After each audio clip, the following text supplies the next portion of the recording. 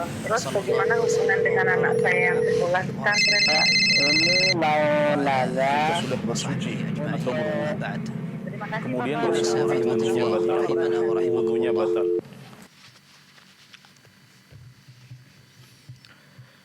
Bismillahirrahmanirrahim. Assalamualaikum warahmatullahi wabarakatuh. Alhamdulillah. Wassalatu wassalamu ala rasulillah. Allahumma salli wa sallim ala nabiyina Muhammadin wa ala alihi wa sahbihi ajma'in amma ba'd. Ahlan wa sahlan wa marhaban bikum pemirsa, penyimak, pendengar live interaktif konsultasi keluarga. Selamat berjumpa kembali dalam program ini. Setiap Rabu malam seperti biasa, kita akan hadir untuk temani Anda selama kurang lebih 1 jam ke depan dalam program live interaktif yang diampu oleh guru kita Al-Ustaz Dr. Syafiq Riza Hasan Basalamah MA. Dan kita berikan kesempatan, manfaatkan waktu sebaik mungkin. Waktu yang tidak banyak ini untuk bisa mendulang begitu banyak faedah ilmu yang disampaikan oleh Ustadz. Kita berikan kesempatan juga bagi Anda pemirsa yang ingin bertanya secara langsung kepada Ustadz. Line telepon kami buka. Jangan lupa karena kita live dari studio Fatwa TV Jember. Kode area kota Jember 033154460087. Anda bisa menyebutkan nama Anda siapa, kemudian Anda berasal dari mana, dan silakan ajukan pertanyaannya. Kita batasi satu penelpon, satu pertanyaan. Dan bagi Anda mungkin yang belum berkesempatan atau belum bisa bergabung via telepon, jangan khawatir karena kita juga buka kesempatan bagi Anda bisa mengirimkan pertanyaan melalui jalur website kami di www.dewanfatwa.com. Dan malam hari ini sudah bersama kami di studio Fatwa TV Jember, Ustadz Syafiq. Kita sapa beliau terlebih dahulu. Assalamualaikum Ustadz. Waalaikumsalam warahmatullahi wabarakatuh. Ahlan wa sahlan. Ahlan bikum. Kapan datang Ustadz ke Jember Ustadz? Ana udah lama ya, udah lama sepekan Ustadz, lah. Nggak sampai lah. Sepekan Ustadz? Belum. Ana nyampe Jember hari Jumat ya. Jumat pekan kemarin Ustadz ya. Masya Allah. Jadi baru 5 hari ini. Seharusnya Ana istirahat ini. Nah, ini kan istirahat sambil duduk Ustadz ya. Nah Ustadz, gimana Ustadz cuaca di Madinah? Sudah Masya Allah, hujan atau udah agak ekstrim ya. Cerah? Dingin banget kemarin ya, sampai 8 derajat ya. 8 derajat Ustadz. Sampai ya kita udah mulai pecah-pecah bibir ya. Subhanallah. Maka ini buat jemaah umroh ya. Ada hadis Nabi SAW yang bunyinya man sabara ala la'wa'il Madinah harriha wa bardiha atau bardiha wa harriha kuntu lahu syafi'an fil jannah. Barang siapa yang bersabar menghadapi cuaca Madinah panas dinginnya, kalau aku akan memberikan syafaat kepada dia pada hari kiamat. Masya Allah. Karena berat ya. Biasanya orang kalau jadi hawanya nggak enak lebih cepat pulang ya. Nggak betah. Ini Nah, itu.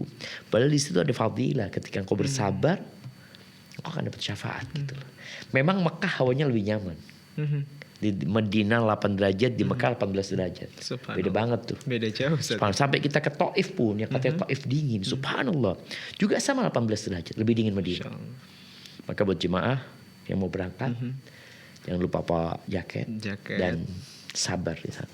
Harus banyak latihan di bawah AC kayaknya Ustaz. Ya aduh, jangan latihan, nggak perlu latihan. Nggak perlu latihan Ustaz. Makannya perlu diperkaya yang daging-dagingan. Nah, karena itu memang menghangatkan tuh Ustaz ya. Sahih. Alhamdulillah, ratusan jamaah kemarin aman Ustaz ya. Alhamdulillah aman. Alhamdulillah. Sampai pulang, mudah-mudahan aman ya. Aman. Kita nggak tahu gimana mereka. Nah Ustaz, barakallahu fikum ya. Fikum wa barak.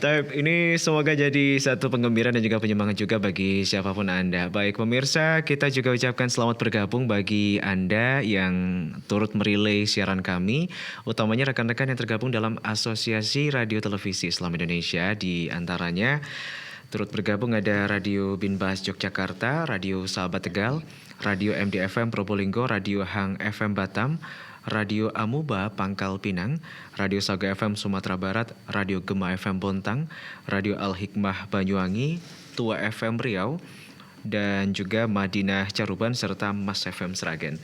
Baik, sebelum kita bacakan pertanyaan dan kita terima telepon Anda, kita akan dengarkan dulu satu nasihat pembuka untuk kita semuanya malam hari ini. Tafadhal Ustaz, barakallahu fikum. Barakallahu fiik. Alhamdulillah Rabbil Alamin. Wabihi nasta'in ala umuri dunya wad din. Wassalatu wassalamu ala sayyidil mursalin wa imamil muttaqin. Qaidil ghurril muhajjalin sayyidina wa maulana Muhammadin wa ala alihi wa ashabi ajma'in. Amma ba'd. Tanggal berapa malam ini jamaah? Malam ini tanggal 25 Rajab. 1444 Hijriah. Ingat, penjajah tatkala hendak menghancurkan sebuah negeri, maka dia akan berusaha membuat bangsa itu lupa dengan sejarah mereka. Kita umat Islam punya sejarah panjang. Tahun ini sudah tahun 1444 dari hijrahnya Nabi Muhammad SAW. Kita punya sejarah yang namanya hijrah. Meninggalkan sesuatu yang dilarang oleh Allah Azza wa Jalla menuju kepada sesuatu yang diridhai Allah Azza wa Jalla. Sejarah itu penuh dengan perjuangan dan pengorbanan. Tapi alhamdulillah Allah berikan kemenangan kepada umat Islam. Maka nasihat ana, kita sekarang sudah masuk tanggal 25. 5 hari lagi kita akan masuk ke bulan Sya'ban. Di situ ada sejarah. Di situ ada fadilah.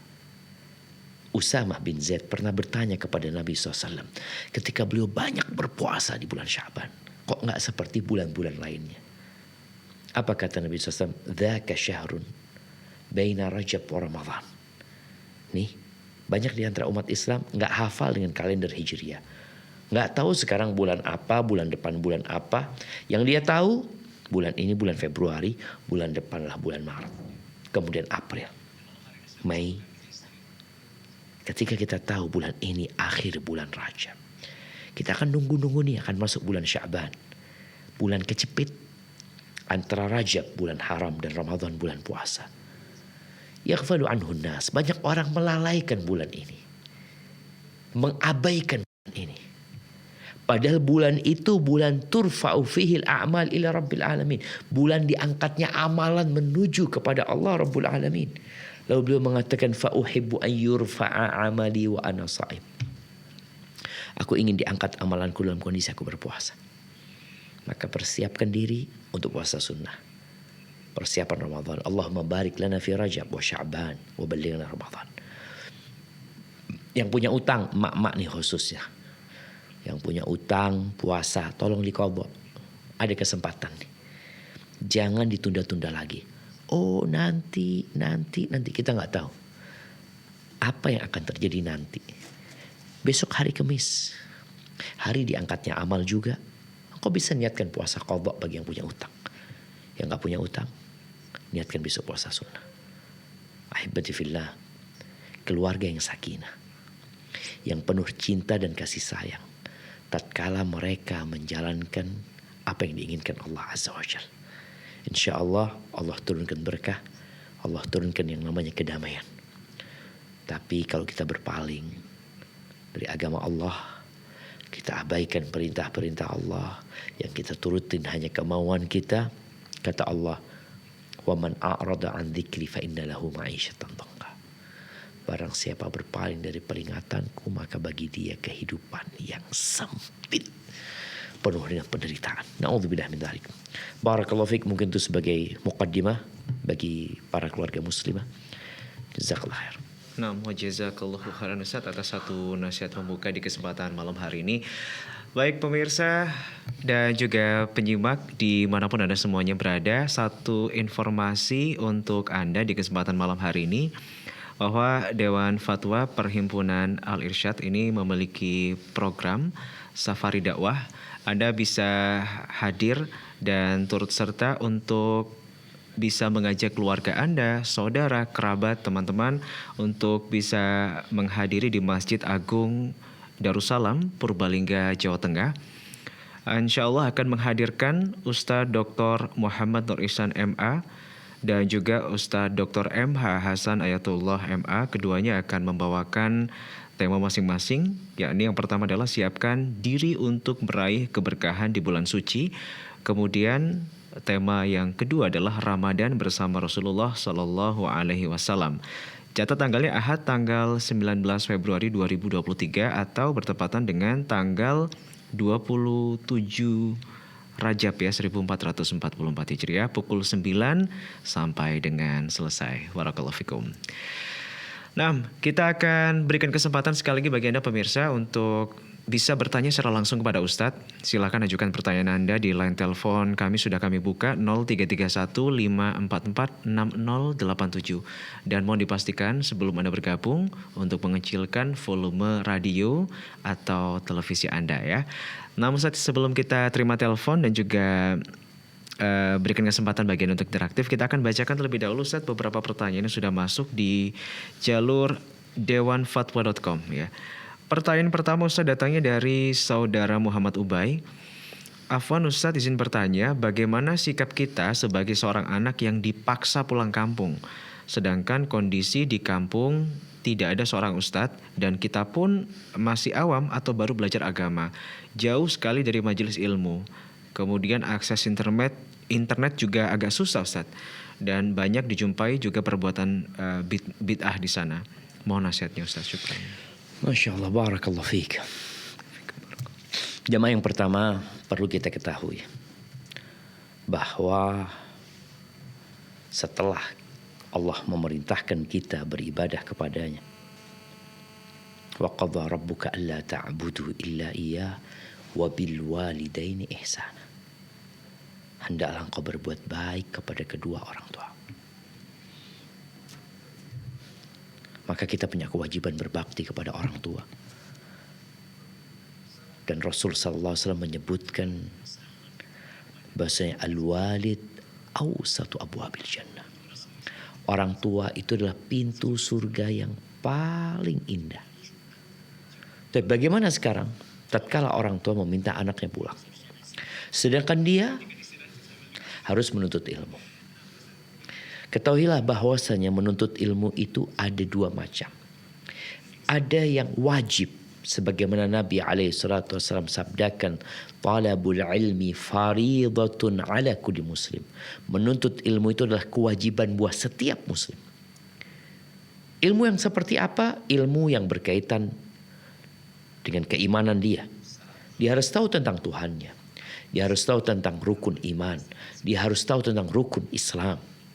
Perkara-perkara yang wajib dia ketahui, maka dia harus belajar. Tatkala ilmu ini tidak didapatkan di kampungnya yang wajib ini, maka dia boleh menetap di tempat tersebut untuk belajar ilmu itu, kemudian selesai pulang. Tapi kok ternyata alhamdulillah dia sudah belajar, dia sudah mulai tahu tuh, dan alhamdulillah yang berkaitan dengan hal-hal yang wajib dia sudah paham. Kemudian dia diminta pulang, maka dia pulang. Karena boleh jadi ilmu yang akan dia pelajari adalah mulai jadi anjuran, tidak jadi wajib buat dia. Rasul sallallahu alaihi wasallam pernah kedatangan seorang dari Yaman. Bayangkan dari Yaman ke kota Madinah. Perjalanan ya hampir 2000 kilometer. Dia datang ke kota Madinah, dia hendak membaiat Rasul sallallahu alaihi wasallam untuk berhijrah dan berjihad. Maka ditanya sama Nabi SAW, orang tua masih hidup nggak? Masih hidup, kata dia. Maka pulanglah engkau. Di situ engkau cari surga. Ini berkaitan tatkala jihadnya itu bukan fardu ain. Karena apabila jihad fardu ain, maka nggak perlu izin orang tua. Berangkat. Walaupun orang tua melarang. Begitu pula menuntut ilmu. Tatkala menuntut ilmu jadi kewajiban. Kalau dia nggak belajar, dia nggak akan kenal sama agamanya, nggak akan kenal sama Allah Azza wa Jalla, ya dia berangkat. Tapi kalau ternyata alhamdulillah dia sudah punya ilmu berkaitan dengan hal-hal yang wajib. Tapi sekarang bagaimana ketika dia harus pulang ke kampungnya? Yang pertama, niatkan berbakti kepada orang tua. Yang kedua, engkau persiapkan diri. Kalau dikatakan di situ nggak ada kajian ilmu, mungkin engkau yang akan menjadi orang pertama yang menyampaikan ilmu tersebut. Loh, ana baru belajar Ustaz. Ingat, kisah hijrahnya Nabi SAW itu bermula dari 6 orang. 6 orang saja yang ketemu sama Nabi SAW sekali. Artinya mereka dikasih tahu, dikasih ilmu dalam pertemuan tersebut. Kemudian mereka pulang. Pulang kemana? Pulang ke kampung yang penuh dengan kesyirikan. Kota Madinah seperti kota-kota yang lainnya. Bahkan di kota Madinah ada orang-orang Yahudi. Orang-orang musyrikin, orang-orang Yahudi. Bagaimana orang ini, 6 orang ini, setelah dapat ilmu, pulang dia berdakwah menyampaikan agama kepada mereka. Dan tahun depan baru ketemu lagi sama Nabi SAW. Maka pertama kau persiapkan. Apa yang kau akan sampaikan? Pelajari. Sampaikan kepada orang tua, siap aku akan pulang. Umpamanya insya Allah pekan depan. Atau aku minta waktu 1 bulan untuk mempersiapkan diri. Engkau persiapkan diri tadi ketika engkau bicarakan internet susah, engkau beli buku lah. Buku yang memang kau perlukan, tafsir umpamanya. Tafsir Juz Ammah. Yang ada terjemahannya. Kemudian mulai engkau download kajian-kajian yang kau bakal dalami di sana. Pulanglah kau ke kampungmu. Berbaktilah kepada orang tua. Berkaitan dengan tadi ada perkara-perkara yang tidak sesuai dengan ajaran Islam, umpamanya perkara-perkara yang tidak ada contohnya dari Nabi SAW, ya udah, kau minta maaf sama orang, katakan minta maaf, aku lagi belajar. Nanti kalau aku tahu ini memang disukai sama Allah dan Rasulnya, aku akan ikut. Dan terus berdoa, waqul rabbi zidni ilman. Katakan wahai Rabbku, tambahkan buat aku ilmu. Barakallahu fiik. Wa fiikum barakallah. Semoga bermanfaat ya untuk saudara Muhammad Ubay yang bertanya tadi. Karena memang fenomenanya sekarang banyak Ustadz ya yang memang disuruh pulang kampung karena memang ya dibutuhkan dakwahnya di kampung itu Ustadz ya. Iya, ada hikmah lah. Kalau tadi kan mungkin dia disuruh orang tuanya. Karena orang tuanya mungkin perlu sama anaknya ya. Orang tua itu sayang sama anaknya. Kangen Ustadz ya. Kangen sama anaknya. Dan mungkin dia pikir anaknya belum nikah. Kalau sudah nikah kan nanti aduh tambah sulit dia pulang kampung. Maka manfaatkanlah. Dan berbaik sangka sama Allah. Pasti ada hikmah di situ. Nah, Ustaz ya. Taib. Semoga bermanfaat dan lebih semangat sekali lagi untuk Muhammad Ubay barakallahu fiik. Baik pemirsa, kita undang sekali lagi bagi Anda yang ingin bertanya secara langsung kepada Ustadz. Tafadhol silahkan. Monggo line telepon kami buka 0331 544 6087 dan malam hari ini kita berkaitan dengan konsultasi keluarga ya. Sambil menunggu Anda yang bergabung, kita bacakan kembali untuk pertanyaan berikutnya Ustadz. Dari sang ayah yang mencintai keluarganya, Masya Allah ya. Bismillah, bagaimana sikap kita terhadap istri yang tidak patuh kepada suami Ustadz. Dan ini sudah bersabar selama 5 tahun. Setiap kali ada pertengkaran dia selalu menceritakan kepada orang tuanya. Qadarullah juga dia pulang tanpa izin kepada suami. Bagaimana sikap kita Ustadz sebagai suami dan apakah menjadi dosa buat si istri atau suami karena sering bertengkar? Syukron. Masya Allah. Masya Allah. Dari siapa? Dari sang ayah yang mencintai keluarganya Ustadz. Berarti udah punya anak tuh dia tuh ya. Kayaknya gitu. Semoga Ustadz ya. 5 tahun lah punya anak 2 paling enggak ya. Taib jamaah rahimakumullah. Ya sedih ya dengarnya. Yang pertama ada asap, ada api. Coba dicari tahu. Kenapa istri suka marah? Karena seharusnya istri itu taat dan patuh sama suami. Allah Azza wa Jalla mengatakan ar-rijal qawwamuna 'alan nisa. Lelaki-lelaki adalah pemimpin atas kaum wanita. Bima faddalallahu ba'dahum 'ala ba'din wa bima anfaqu min amwalihim. Mereka diangkat jadi pemimpin oleh Allah karena Allah memang memberikan karunia kepada mereka. Mereka layak untuk jadi pemimpin. Dan yang kedua, dikarenakan mereka memberikan nafkah kepada istri. Terkadang istri nggak taat, istri nggak nurut, istri marah karena dia merasa lebih dari suaminya. Boleh jadi karena dia ikut bekerja, dia ikut memberikan nafkah, boleh jadi dia mungkin juga capek, lelah. Maka lihat, engkau sebagai seorang suami, engkau yang punya kewajiban full untuk memberikan nafkah kepada istri. Engkau harus kerja. Niatkan untuk memberikan nafkah kepada mereka. Ini jemaah. Ketika niat memberikan nafkah buat istrinya, insya Allah akan bernilai fi sabilillah.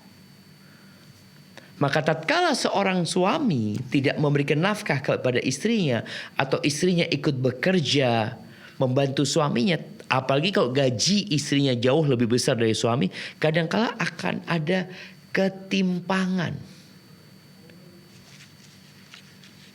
Ketimpangan di dalam rumah tangga. Istri jadi nggak taat sama suami. Kalau dikatakan tadi istri jadi marah-marah ya. Bayangkan dikatakan udah 5 tahun ya. Subhanallah. Ini waktu yang cukup panjang. Maka nasihat Anda cari tahu dulu. Apa penyebabnya? Allah katakan fasalihatu qanitatun hafizatun lil ghaibi bima hafizallah. Istri yang solehah itu yang seharusnya kita cari. Istri yang patuh, yang taat, yang menjaga kehormatan dirinya dengan penjagaan dari Allah Azza wa Jalla. Terus apa sikap kita dengan istri yang tadi marah-marah, yang gak nurut sama suaminya? Setelah kau tahu sebabnya, kalau sebabnya dari dirimu, kau perbaiki sebagai seorang suami. Kalau ternyata memang istrimu yang punya tabiat seperti itu, memang dia gak mau nurut, gak mau patuh, kata Allah, wallati takhafuna nushuzahunna fa'idhuhunna. Yang pertama, wanita-wanita yang kalian khawatirkan dia gak nurut, maka kasih nasihat. Kasih nasihat istrimu, dudukkan dia dengan cara yang baik ya. Dengan penuh cinta dan kasih sayang. Ingatkan dia tentang cintamu kepadanya. Kalau tetap gak nurut, ini udah 5 tahun nih. Kata Allah, wahjuruhunna fil madaji. Pisah ranjang sama dia. Terkadang nih suami tahu istrinya gak nurut, tapi dia gak menjalankan nih nasihat Allah untuk pisah ranjang. Dia tetap menggauli istrinya. Kalau engkau bisa pisah dalam kamar, ya udah dalam kamar aja. Gak perlu anak-anak tahu. Di kamar engkau punya tempat tidur sendiri. Tapi terkadang rumahnya kecil ya. Engkau butuh tempat lain, mungkin ke ruang tamu, ya dilihat kondisimu. Usahakan suami istri tatkala ada permasalahan, jangan sampai anak-anak tahu. Biarkan itu di dalam kamar. Dan jadi masalah engkau 5 tahun kasih nasihat gak dengerin, tapi engkau tidak pernah bisa ranjang. Sampai akhirnya istrimu yang kabur tadi.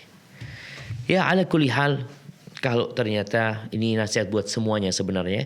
Kalau ngasih nasihat istri gak nurut, cara yang kedua adalah pisah ranjang. Terapi. Supaya dia tahu bahwasanya engkau serius. Engkau butuh sama dia. Tapi kalau urusannya gak nurut, apa manfaatnya punya istri yang gak soleha? Yang hanya akan membuat sakit hati. Kemudian kalau dikatakan dia keluar dari rumah, ya mungkin engkau perlu mediasi. Apakah rumah tanggamu masih akan dilanjutkan? Atau engkau akan selesaikan? Perlu ada mediator dari pihak istri, dari pihak suami untuk duduk bermusyawarah. Subhanallah, Islam itu indah. Allah berbincang berkaitan dengan pernikahan. Fa imsakun ma'ruf au tasrihum bi ihsan. Engkau jaga rumah tanggamu, engkau jaga istrimu dengan cara yang baik, atau berpisah dengan cara yang lebih baik. Jadi kalau memang harus berpisah, hendaklah happy ending. Ya udah, kayaknya nggak bisa dilanjutkan rumah tangga ini, ada ketidakcocokan. Ya udah minta maaf, saling minta maaf. Udah masing-masing. Tapi kalau punya anak, tetap perempuan itu ibu anak-anakmu. Dan bagi perempuan ingat, laki-laki itu adalah bapak dari anak-anakmu. Jangan sampai kemudian menyebarkan kebencian kepada anaknya terhadap bapak atau kepada ibunya. Dan kalau bicara berantem terus, dosa enggak? Ya, kalau bertengkar yang tidak ada sebabnya atau bertengkar yang melampaui batas sampai menghina, memaki, ya tentunya dosa. Hadza wallahu a'lam bissawab. Nah, Ustaz ya, semoga Allah mudahkan untuk sang ayah yang mencintai keluarganya tadi yang bertanya. Semoga Allah mudahkan dan memberikan solusi terbaik ya. Tapi barakallahu fiik. Dan berikutnya Ustaz, kita sudah tersambung bersama penelpon pertama kita. Tadi sempat terputus yang dari Papua, silakan dicoba kembali. Kali ini kita bergeser ke Kepulauan Riau Ustaz, ada Ibu Ida sudah tersambung. Baik, Fatwa TV, Assalamualaikum. Halo, Assalamualaikum Pak Ustaz. Waalaikumsalam warahmatullahi wabarakatuh. Silakan Ibu Ida, pertanyaan Anda. Ini Pak, ini saya mau nanya Pak, anak saya kan pesantren Pak Ustaz. masalahnya kalau sama temannya nanti usil sama dia Pak Ustadz, ujung-ujungnya dia nelpon saya mau minta pindah dari sekolah. Itu solusi saya sebagai orang tua itu macam mana tuh Pak Ustadz? Usil ibu ya, ada teman yang usil. Ya. Sudah sempat lapor ke ustadznya atau ada solusi ibu dari pihak pondoknya sebelum melapor ke ibu? Oh, udah, nanti kalau dia nggak enak sama temannya tuh udah mulai lagi kayak gitu Pak Ustadz. Ulang-ulang kali udah dinasihati sama guru-gurunya kayak gitu juga Pak Ustadz. Jadi saya sebagai orang tua tuh macam mana tuh Pak Ustadz menanggapi anak saya kayak gitu Pak Ustadz? Baik. Masya Allah. Nah, Anak saya tuh perempuan Pak Ustadz. Oh, perempuan. 5 tahun di pondok tuh Pak Ustadz. udah 5 tahun, tinggal setahun lagi kayaknya Bu Ida. Iya Pak. Nah, Masya Allah, barakallahu fiik. Iya, perempuan ini lebih sensitif ya. Nah, bisa. Nah, apa yang harus dilakukan ibu ya? Ya Allah ya, Ana jadi orang tua merasakan apa yang dirasakan ibu. Kadangkala anak Ana nggak betah di pesantren, telepon nangis ya mah, nangis. Dia video call, kadangkala Ana nggak angkat ya, karena nggak tahan gitu dengar anak itu nangis. Nanti dia kirim video, bagaimana dia benar-benar nangis gitu jemaah. Ya Allah, beratnya hati ini jemaah. Tapi ketahuilah, ibunya harus kuat. Ibu harus kuat. Ibu yang kuat akan menguatkan anaknya. Sampaikan kepada anaknya. Tinggal setahun lagi nak. Sayang 5 tahun perjuanganmu harus kandas. Dan sampaikan kepada dia bahwa dengan engkau pindah ke pondok bukan berarti selesai urusanmu. Dan juga kuatkan hatinya bahwa dia akan menghadapi masalah sampai mati. Dia akan berpindah dari satu ruang masalah ke masalah selanjutnya. Dan itu pada saatnya adalah untuk mengangkat derajat dia. Maka terus dikuatkan, nanti ada masalah lagi, dikuatkan lagi sama ibunya, sama orang tuanya. Katakan bentar lagi selesai insya Allah masalahnya. Suruh perbanyak doa, menghindar dari teman-teman yang seperti itu. Dan alhamdulillah kalau tadi ibu sudah ngobrol sama pihak pesantren, jangan sampai ibu jadi lemah.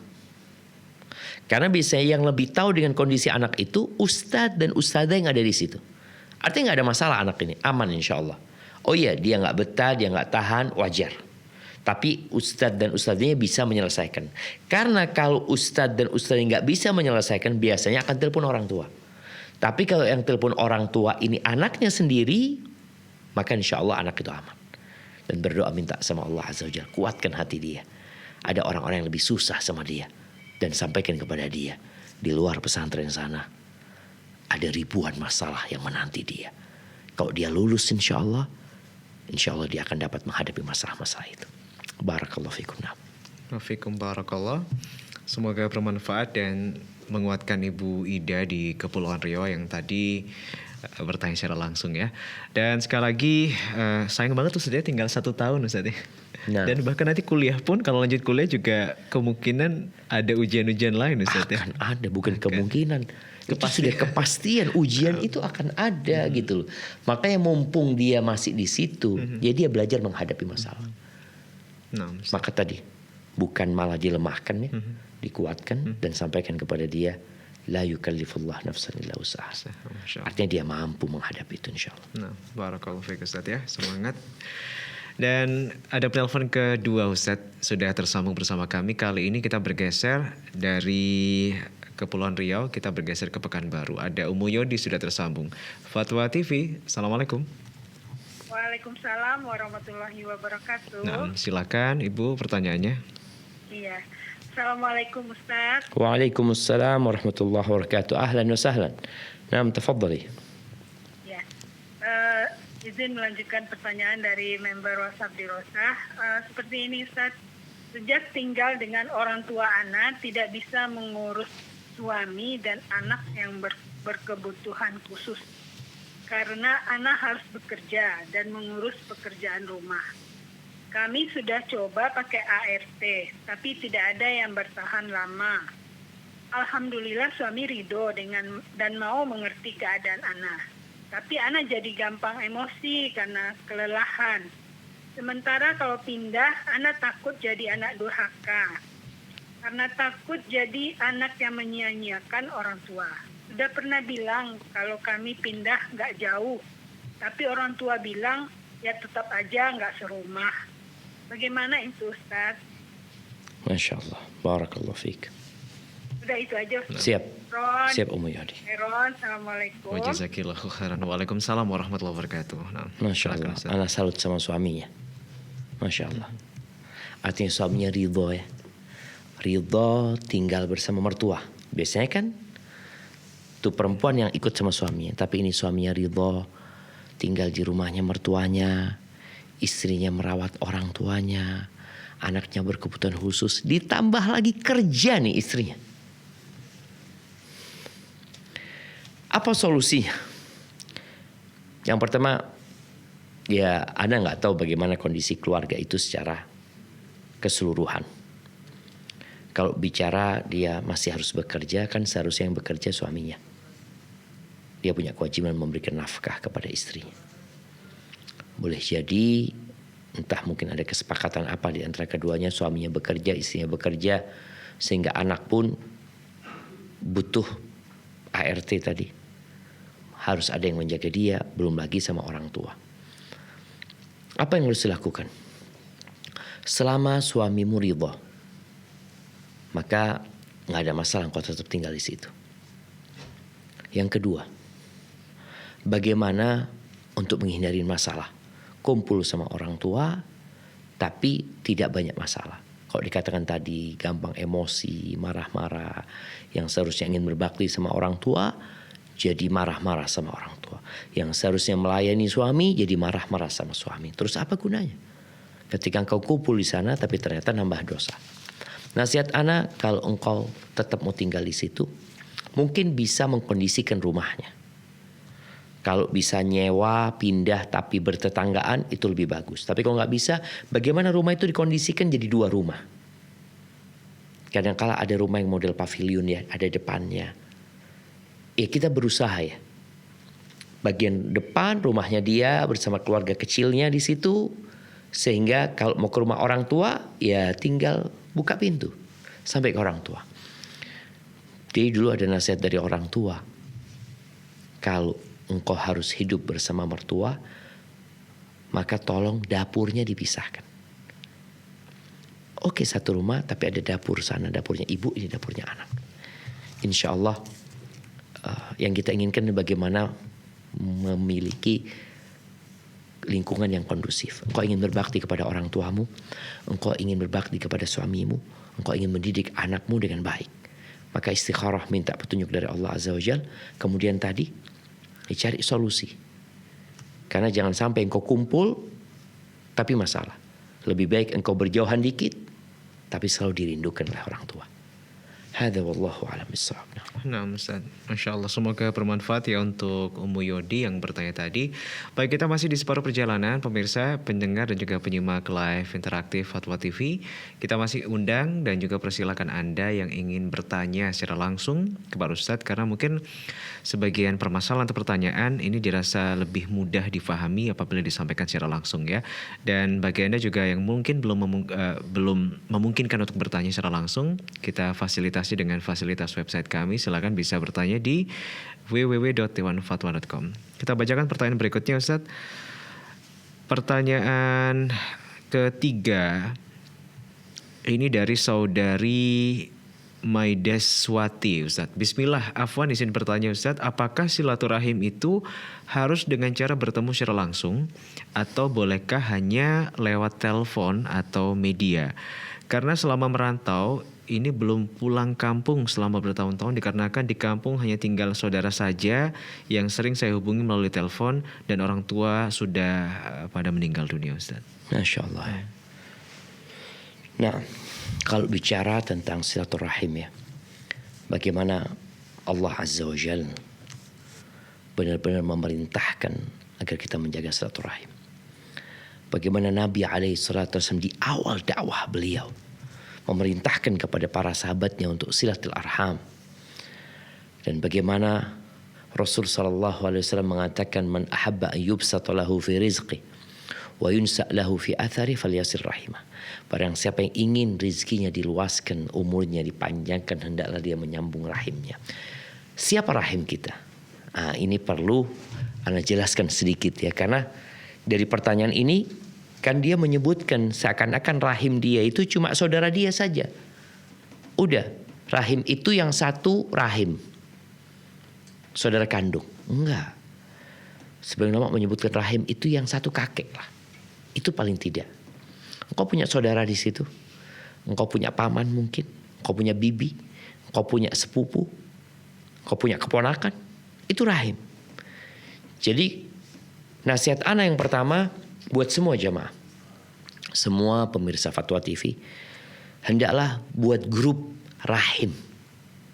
Yang satu kakek dari pihak ayah, satu kakek dari pihak ibu.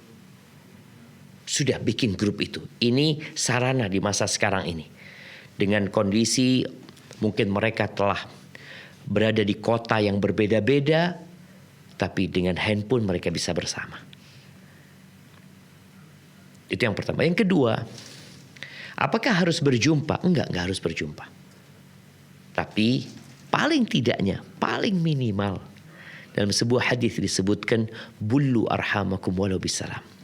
Basahi rahim kalian walaupun dengan sekedar ucapan assalamualaikum. Maka udah benar tadi telepon, ahlan wa sahlan. Yang ketiga, boleh jadi dengan kirim hadiah kepada keluarga di kampung kalau memang gak sempat pulang. Yang keempat, kalau engkau punya rezeki, pulang. Karena di antara bentuk kebaktian kepada orang tua, itu berbuat baik, menyambung hubungan baik dengan orang-orang yang dicintai orang tua kita. Orang tua kita udah meninggal, tapi ternyata di situ ada kawan orang tua kita. Sehingga kita datang kepada mereka, kita katakan anak-anaknya fulan, bawa hadiah sama mereka. Mereka, oh anaknya fulan, Masya Allah, bapakmu dulu orang baik, ini itu.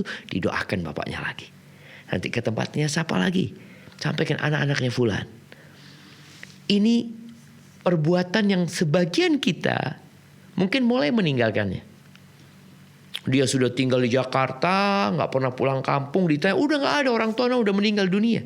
Disinilah memahami silaturahim yang sangat sempit sekali, atau terlalu luas. Sebagian kita memahami silaturahim sempit, sebagian kita memahami silaturahim itu pokoknya siapa saja muslim silaturahim. Sehingga ada orang yang banyak kawannya mengatakan aneh orang suka silaturahim Ustaz. Padahal gak pernah berhubungan sama pamannya, wala anak pamannya, wala sepupunya. Tapi dia punya kawan yang banyak. Maka mungkin seperti itu yang bisa dilakukan.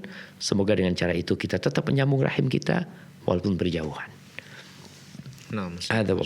Semoga bermanfaat ya untuk saudari Maideswati yang bertanya tadi ya. Kemudian kita menuju ke pertanyaan berikutnya dari saudari Arum, Ustadz. Afwan izin bertanya, Ustadz, jika suami saya meminta dibuatkan sesuatu, misalnya makanan atau minuman, namun saya tolak dikarenakan saya memikirkan faktor kesehatan beliau, apakah saya berdosa, Ustadz? Barakallahu fiik. Masya Allah, barakallahu fiikum. Ya jamaah, kadangkala orang tua kita minta sesuatu yang kalau kita kasih akan membahayakan dia. Bagaimana sikap anak? Yang kalau dia bicara suami ya, maka sang anak jangan membahayakan orang tuanya. Berikan kepada dia sesuatu yang lain yang menjadi pilihan atau ganti dari apa yang dia inginkan. Contoh nih, ada orang kepingin gula, sedangkan dia kena diabetes. Dia ingin sesuatu yang manis. Oke, carikan gula, tapi yang rendah kalori apa? Carikan yang lainnya. Artinya berusaha untuk mencarikan ganti. Dia tetap berbakti tanpa mendolimin orang tuanya. Begitu pula seorang istri. Dikatakan ya, mamanya dia minta dibuatkan makanan, minuman. Yang kita tahu kalau dia makan, dia minum, sakit dia. Terkadang orang ini jamaah seperti anak kecil. Anak kecil tuh minta permen, ya minta ini, gak dikasih marah-marah, nangis, dia gak suka sama orang tuanya. Gak apa-apa. Karena sejatinya kita ingin kebaikan buat dia. Karena di dalam agama, ingatlah dharara wala dirar. Kita gak boleh membahayakan diri sendiri, wala membahayakan orang lain. Gak boleh. Maka tatkala kita memberikan makanan kepada suami yang akan membahayakan kesehatan dia, ini kalau memang benar jamaah. Tapi kalau belum pasti, ya mamanya suami kolesterol, dia kepingin makan cumi. Yang kita tahu cumi ini kolesterolnya tinggi. Kita bikinkan cumi tapi nggak banyak-banyak. Setelah itu mungkin dikasih penawarnya atau apa ya. Tapi kalau memang ada sesuatu yang membahayakan dia, jamaah, kadang-kadang orang ini nggak tahu kalau itu bahaya buat dia. Dia maksa. Maka insya Allah sang istri tidak dosa ya. Kalau sekali lagi dalam rangka menyelamatkan suaminya. Mungkin suaminya sakit hati, tapi suaminya sehat dan kelak akan berterima kasih insya Allah. Hadza wallahu a'lam bissawab. Nah, Ustaz. Jadi nggak semua makanan halal tuh thayyib Ustaz ya. Ya, gitu kondisi sebenarnya. Kalau kita katakan insya Allah yang halal tuh thayyib ya, halal thayyiban ya. Cuma ya kondisi orang ini yang menyebabkan Berbeda-beda. makanan itu jadi nggak thayyib buat Betul. dia gitu. Walaupun itu halal Ustaz. Ya? Oh, halal gitu loh. Mungkin antum fadol antum, tapi ke anak kayaknya Nggak bisa. nggak bisa gitu loh.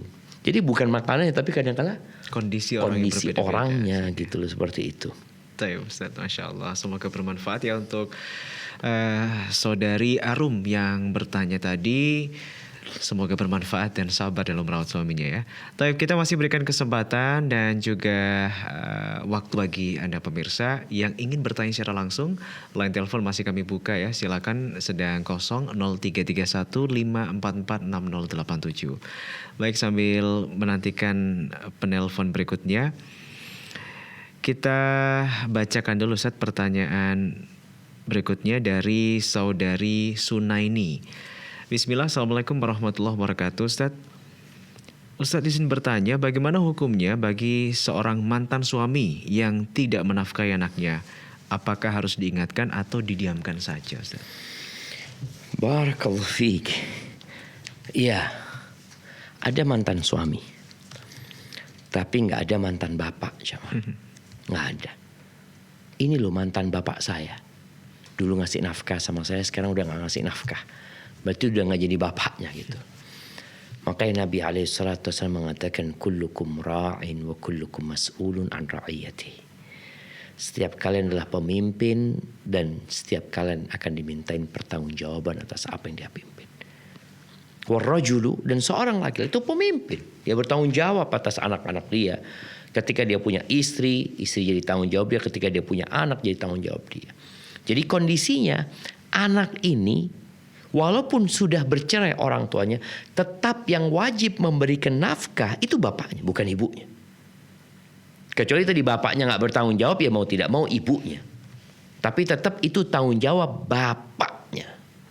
Anak itu akan bawa bapaknya sampai kapanpun. Fulan bin Fulan nggak akan bawa nasab ibunya, kecuali dia anak zina. Dia akan bawa nasab bapak. Makanya sang bapak akan ditanya. Terus apa sikap istri sekarang? Ketika bapak anaknya ini gak tanggung jawab, apakah harus diingatkan? Ya diingatkan. Kecuali ada kondisi bapaknya yang memang sedang susah ekonominya. Dan juga bagi para suami, kalau memang engkau mungkin punya keterbatasan ya, engkau gak punya uang yang cukup untuk memberikan nafkah, tolong tetap dijaga hubungan itu.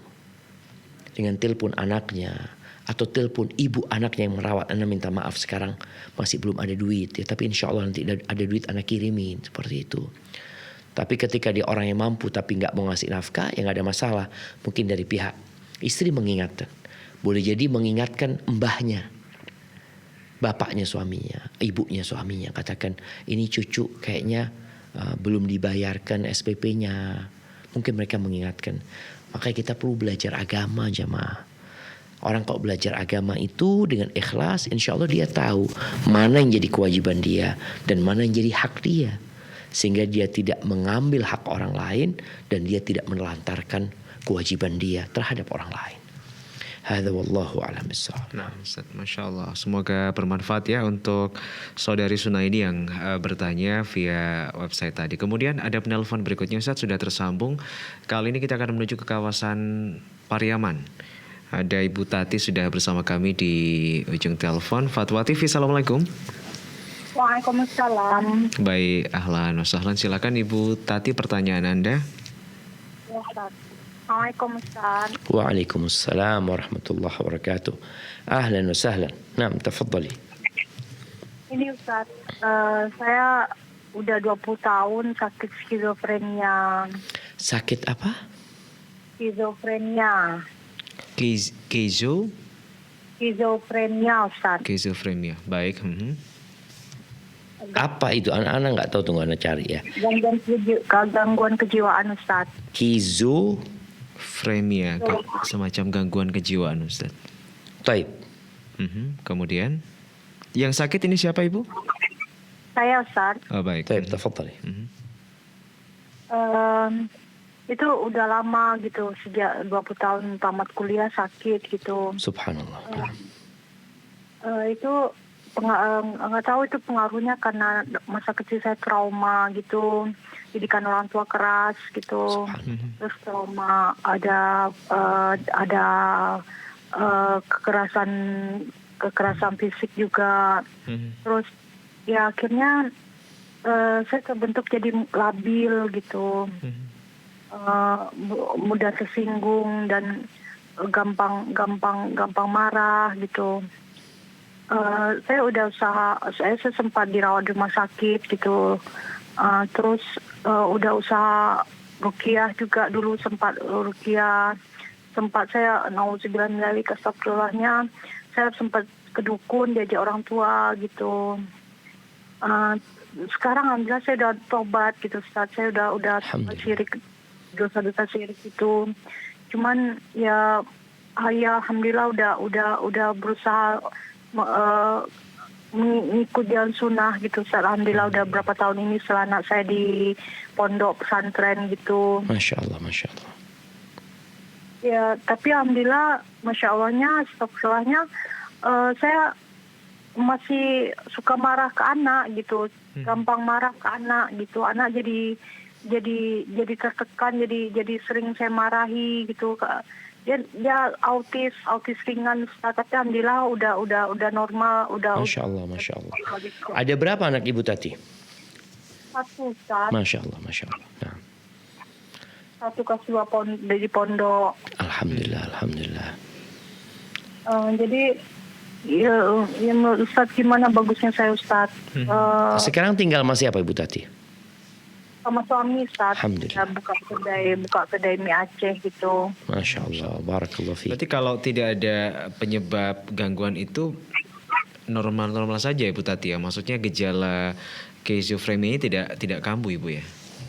Ya, alhamdulillah kalau sehari-hari alhamdulillah normal. Cuman saya coba ngajar kepala pusing gitu.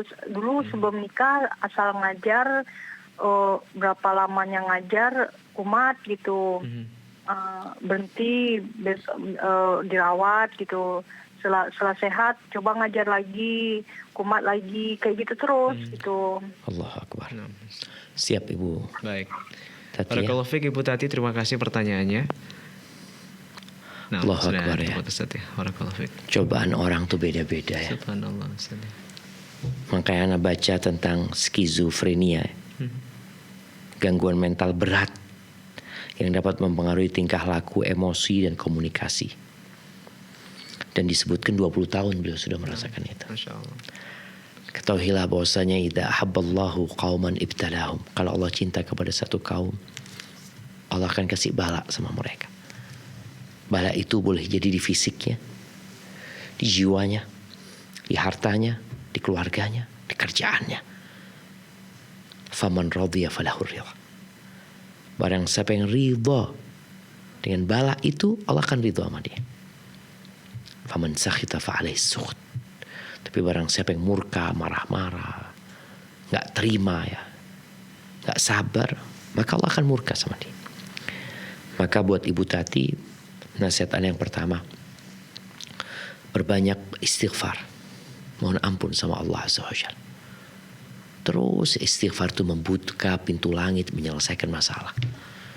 Apalagi dikatakan Ibu alhamdulillah sudah kondisi normal, ya buka kedai, maka hari-harinya penuhi dengan istighfar. Mohon ampun sama Allah Subhanahu wa taala. Yang kedua, selalu berbaik sangka sama Allah. Allah itu lebih sayang sama kita daripada kedua orang tua kita. Daripada pasangan hidup kita. Daripada anak-anak kita.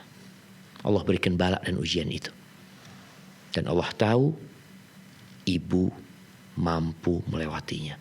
Ada satu judul dunia kita yang perlu kita tulis besar-besar di dalam hati kita. Apa judulnya? Sementara. Orang itu kalau tahu sementara, dia akan jadi tenang. Kalau dikatakan ini lagi rusak ya, gedung ini kita ngantor di sini, tapi sementara. Orang, oh sementara, oh iya bismillah, nggak apa-apa.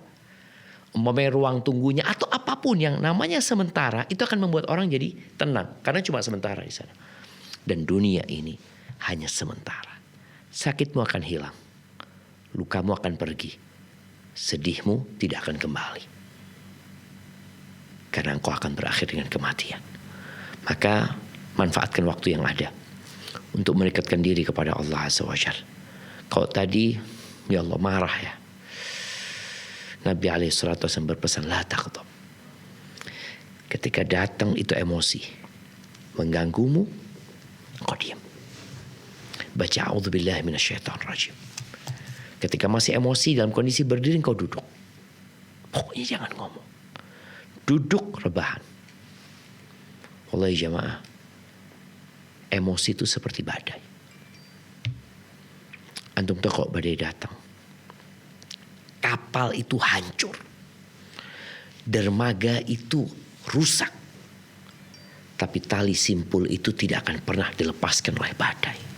Iya, tali itu putus, tapi simpul itu tidak terbuka. Maka jadilah engkau orang yang berusaha untuk sabar. Engkau buka tali simpul itu dengan menyebut asma Allah, insya Allah terbuka. Barakallahu fikum. Wafikum barakallah. Semoga bermanfaat ya untuk Ibu Tati yang bertanya tadi di Pariaman. Semoga Allah berikan kesembuhan, kesabaran dan juga kemudahan dalam menjalani ujian ini. Barakallahu fik. Ustaz, kita ke pertanyaan berikutnya dari saudari Tia. Bismillah. Assalamualaikum warahmatullahi wabarakatuh. Ustaz, semoga Allah merahmati Ustaz, keluarga dan juga seluruh kaum muslimin dimanapun berada. Amin. Amin. Ustaz, bagaimana hukumnya uang yang kita berikan kepada orang tua setiap bulannya, tetapi ayah saya ini masih menggunakannya untuk merokok karena beliau adalah perokok aktif sampai sekarang. Jadi kemungkinan besar menggunakan uang yang diberi tadi untuk membeli rokok. Apakah saya termasuk mendukung kemaksiatan yang telah ayah saya lakukan? Masya Allah. Semoga Allah berikan taufik ayah saya agar berhenti merokok. Amin. Amin. Iya. Yang pertama, kita memberikan nafkah kepada orang tua secara umum, kebutuhan dia. Kebutuhan dia, makan dia, untuk listrik, untuk pakaian ya. Yang jadi masalah orang tua nih masih merokok. Maka niatkan untuk tidak dipakai rokok. Dan sampaikan kepada orang tua, ayah mohon ayah jangan rokok lah ayah. Duitnya gunakan untuk yang lainnya. Kita sudah menyampaikan itu. Semoga dengan cara itu kita terlepas dari membahayakan orang tua kita. Karena kita tahu rokok ini jemaah, pemerintah kita aja sudah mensyaratkan tulisan rokok membunuhmu. Masa kita mau bunuh orang tua kita sendiri? Enggak lah. Maka tadi ketika engkau memberikan uang itu, sampaikan kepada orang tua, ayah ini nafkah sedikit, gak banyak, mohon maaf, gak bisa ngasih banyak sama orang tua. Dan aku berharap ayah tidak menggunakannya untuk merokok. Banyak keperluan ayah yang lainnya. Mungkin seperti itu. Dan didoakan ayahnya semoga berhenti merokok. Dan ana berharap semuanya jamaah itu berhenti ngerokok. Qul amin. Barakallahu fikum. Wafikum barakallah. Ya, semoga bermanfaat untuk saudari Tia yang bertanya tadi. Dan ada penelpon terakhir kita malam hari ini Ustadz. Tersisa waktu sekitar 3 atau 4 menit ke depan. Ada Ibu Wati dari Lampung. Ya, Baik. Pak Ustadz. Waalaikumsalam warahmatullahi. Silakan Ibu Wati, singkat pertanyaannya. Ya begini Pak Ustadz, meringkas saja. Saya mau tanya. Saya dulu kan pernah menikah, tapi orang tua saya laki-laki itu nggak setuju, tapi ibu saya setuju. Jadi saya menikah waktu itu nggak tanpa wali dari bapak, tapi ada saksinya 2, ibu saksinya 2, penghulunya. Itu sah nggak? Yang menikahkan siapa dulu Ibu? Penghulunya langsung. Oh, penghulunya. Ibu janda apa gadis waktu itu? Janda. Nah, Sekarang Jadi masih berumah tangga Ibu? enggak, udah pisah sekarang. Oh, udah pisah. siap. Yang Ibu tanyakan status pernikahannya waktu itu ya, sah atau tidak ya? Terus aku pernikahan dan anak aku itu apakah itu hasil zina, apakah itu sah Baik. di mata agamanya gitu. Baik Ibu. Subhanallah jamaah. Iya Terima jamaah. kasih. Ya seharusnya seorang muslim itu bertanya sebelum berbuat. Maka al-ilmu qabla al-qawli wal amal. Berilmu dahulu sebelum berucap dan berbuat. Bagaimana sekarang kondisinya? Sudah terjadi. Kalau melihat kondisi janda, memang mungkin ada khilaf di antara para ulama bahwa janda itu boleh menikahkan dirinya. Dan itu pendapat yang lemah sekali karena jumhur ulama berpendapat enggak. Tetap dinikahkan sama wali. Walinya siapa? Orang tuanya. Orang tuanya nggak ada, nanti berpindah kepada adiknya, kakaknya, umpamanya, pamannya, atau nanti kepada mereka yang memang ada dalam urutan wali tersebut. Kalau orang tua tidak mau menikahkan, maka di sini sang perempuan boleh mengajukan perpindahan wali karena walinya menghalangi dia untuk menikah. Nanti ya akan ke KUA ya, atau nanti akan ke pengadilan agama. Kembali kepada pertanyaan, bagaimana status pernikahannya? Menurut jumhur ulama pernikahannya nggak sah kalau tanpa wali. Kalau dinikahkan sama hakim, karena bukan hakim lagi, penghulu yang kadang-kadang ustadz di kampung. Tapi karena itu sudah terjadi, maka bertobatlah kepada Allah Azza wa Jal, mohon ampun sama Allah, berkaitan dengan anaknya, tetap anak itu anak nikah. Karena memang ketika pernikahan terjadi mereka mengira pernikahan itu sah. Jadi insya Allah anaknya itu anak nikah dan ibu banyak-banyak bertobat dan beristighfar mohon ampun kepada Allah Azza wa Jalla. Hadza wallahu a'lam bissawab. Nah, Ustaz, jadi harus benar-benar lebih berhati-hati Ustaz ya masalah wali itu ini. sebelum beramal seharusnya tanya itu. Ini kan sudah terjadi, akhirnya kan banyak orang kayak gitu ya. Maka tadi nasihat anak ya harus bertobat mohon ampun sama Allah. Karena ibu itu nggak bisa jadi wali sampai kapanpun, keluarganya ibu juga nggak bisa jadi wali. Apalagi Bang walinya masih hidup Ustaz. Hidup, bapaknya udah nggak setuju jelas-jelas gitu kan. Baik Ustaz. Itu jadi pertanyaan terakhir Ustaz. Jazakallah khair. Wa iyyakum Terima barakallahu kasih fikum, Ustaz atas jawaban yang diberikan, termasuk ilmu yang diberikan untuk kita semuanya. Kita sampaikan terima kasih sekali lagi bagi Anda seluruh pemirsa live interaktif konsultasi keluarga yang diampu oleh guru kita Ustaz Dr. Syafiq Riza Hasan Basalamah MA malam hari ini, dan Anda bisa simak program-program live interaktif Fatwa TV dari hari Senin sampai dengan Jumat di waktu dan jam yang telah dijadwalkan. Informasi-informasi berkaitan dengan Dewan Fatwa dan juga Fatwa TV Anda bisa akses di dewanfatwa.com atau juga di fatwatv.id ya. Jangan lupa juga untuk follow akun-akun sosial media kami di WhatsApp, di Telegram, Instagram, Facebook, dan juga Twitter ya. Dan kita kembali informasikan dan juga ajak bagi siapapun Anda untuk bisa berdonasi, mengirimkan sebagian dari rezeki Anda di nomor rekening aktif kami atas nama Yayasan Pilar Media Komunikasi dan Dewan Fatwa Perhimpunan Al-Irsyad di nomor-nomor rekening yang tertera di layar kaca Anda. Dan jangan lupa pemirsa bahwa di hari Ahad besok ya kita akan hadirkan untuk Anda safari Dewan Fatwa untuk menyambut Ramadan di Purbalingga. Anda bisa hadir dan juga ajak keluarga Anda di sana menghadirkan insya Allah Ustaz Dr. Muhammad Risan dan juga Ustaz Dr. MH Hasanayatullah MA pukul 9 pagi waktu Indonesia Barat. Dan sampai bertemu kembali di live interaktif berikutnya. Terima kasih. Barakallahu fikum. Wassalamualaikum warahmatullahi wabarakatuh. Ya Allah. Terus bagaimana hubungan dengan anak saya yang sekolah di pesantren? Ini mau nanya. Sudah bersuci atau berwudu, Terima kasih kemudian Bapak. bersentuhan dengan suami, Rahimana wa rahimakumullah. wudunya batal.